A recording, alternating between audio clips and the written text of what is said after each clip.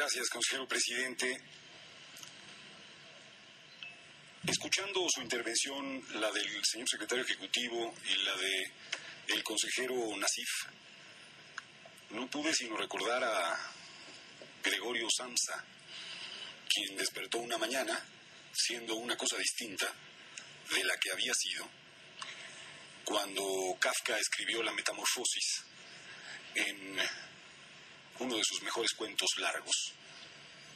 Vayamos a la discusión que tendremos hoy aquí sobre lo que se afirma y me parece que es insostenible, que es que este proyecto es el mejor producto que pudo presentar el Instituto Federal Electoral a la consideración de este Consejo, como tampoco es sostenible, como se advertirá, que hay en este proyecto las mejores condiciones jurídicas y técnicas para establecer plazos y hacer emerger temas que ni siquiera estaban presentes en el proyecto revocado. El 27 de junio, justamente hace cerca de 4 meses, el Consejo General resolvió un proyecto en donde con toda claridad estableció grandes y muy importantes avances respecto de la administración de los tiempos del Estado mexicano. ¿Qué hizo el IFE en aquel proyecto? Mejoró plazos, reconociendo el principio de igualdad, estableció plazos que buscaban ofrecer mejor información a los ciudadanos y mejor uso de la prerrogativa de los partidos políticos, reconoció la existencia de radios comunitarias, incorporó la tecnología que tenemos disponible y hizo las adecuaciones sobre las atribuciones que ya tienen a partir del proceso de descentralización nuestros vocales ejecutivos locales y distritales.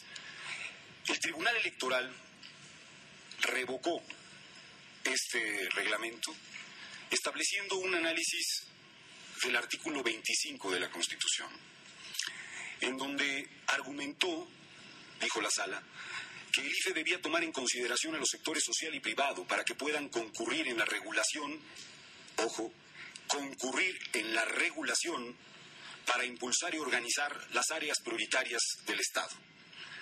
Parafrasea mal la Sala Superior el artículo 25 de la Constitución, en el que se indica que es el sector público y privado y social concurrirán al desarrollo económico, nacional y social, no a su regulación.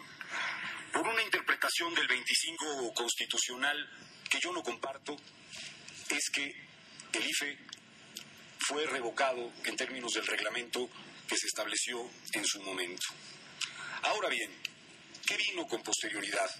Vino, sí, un proceso de consulta que hizo la autoridad, ordenado por el tribunal en esta interpretación del 25, en donde nos solicitó 2 aspectos centrales. El primero, hacer una consulta a las organizaciones que agrupan a concesionarios y permisionarios en México, y la otra, hacer una consulta a especialistas en la materia de radio y televisión.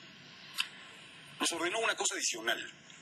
Es así vinculante, no como las previas, es así importante desde el punto de vista de la autoridad electoral, que es la asociada a desarrollar un diagnóstico de factibilidad que permitiera establecer al IFE cuáles eran los escenarios que enfrentaría a partir del próximo proceso electoral.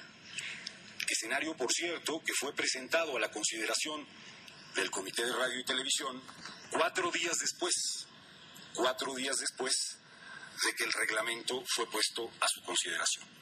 Así que el elemento vinculatorio que daba origen al reglamento, al de la viabilidad técnica, al de la fortaleza jurídica, ese estaba inconcluso, pero ya había un reglamento. Este es un primer elemento para advertir cómo no es sostenible que sea producto ni de la consulta ni de ese ejercicio de factibilidad el que se arribe a las conclusiones a las que se arriba en este proyecto. Ciertamente se reconocen 3 aspectos que deben y aparecen nuevamente en el proyecto. Yo esto lo tengo por reconocido. el aspecto vinculado a las atribuciones de los vocales ejecutivos locales y distritales, que aparece nuevamente aquí, el reconocimiento de los permisionarios privados sin fines de lucro y desde luego el desarrollo e incorporación de tecnología, entre otros aspectos. Sin embargo, la propuesta tiene dos grandes carencias y dos grandes retrocesos, evidentemente si se les compara con el proyecto de reglamento que aquí se aprobó el 27 de junio. Me refiero a los plazos por los que esta autoridad establece ahora que hay que establecer diferencias entre quienes distribuyen material de radio y televisión, otorgándoles un día más, haciendo una construcción asociada al domicilio legal que tiene el concesionario y dando ese día adicional, violentando, en mi opinión, con toda claridad, el principio de igualdad. Violentando además los propios resultados que ofreció la consulta que se realizó, en donde con toda claridad se dice en el 90 o en un porcentaje cercano al 90% que hay perfectas condiciones para en 3 días cambiar los materiales que se ordenan en la propia orden de transmisión.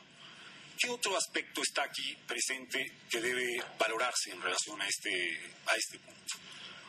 No es y no puede ser considerado como un avance el hecho de que se hable de comparando este reglamento con el vigente. Bueno, desde luego hicimos una reforma que permitiera avanzar en la materia propiamente dicha, pero tuvimos un reglamento mejor al que tenemos hoy aquí, que no ha sido retomado y que sí es producto de ese propio proceso de consulta y del propio proceso de factibilidad técnica al que se ha establecido.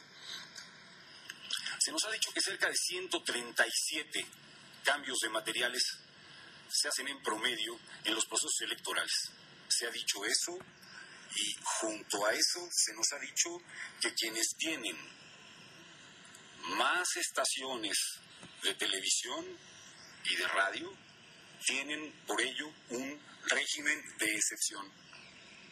La razón que ofrece el dictamen que tenemos aquí para sostener un día más es una razón de excepción a quien tiene concentrado el 90% del espectro radioeléctrico en materia de televisión en México.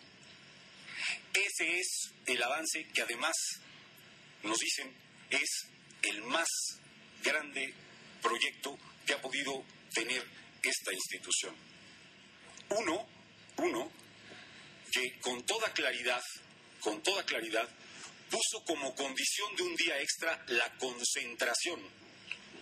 Es decir, el principio jurídico que se honra aquí es: tenga usted más beneficios que el Estado le otorgará más excepciones. Como si los títulos de concesión que tienen las estaciones y los dueños de esos títulos de concesión fuesen una condición adicional, clarísima, para obtener más y mejores elementos en relación a las obligaciones que tienen para con el Estado mexicano. Se nos ha dicho y se nos ha planteado que también se hace un régimen de excepción en términos de las radios comunitarias, cosa que no comparto. A las radios comunitarias y a otras radios, por ejemplo las universitarias, no se les exime porque estén de vacaciones los trabajadores universitarios, como tampoco se hace con las radios comunitarias otorgándoseles días adicionales. Este proyecto, en relación a los plazos, constituye en realidad la creación de un régimen de excepción contrario a la igualdad en relación a cómo debe conducirse la autoridad respecto de los sujetos regulados. Y no es producto ni del sostenimiento jurídico ni de la viabilidad técnica con la que se nos ha querido señalar en esta tarde. Es cuanto.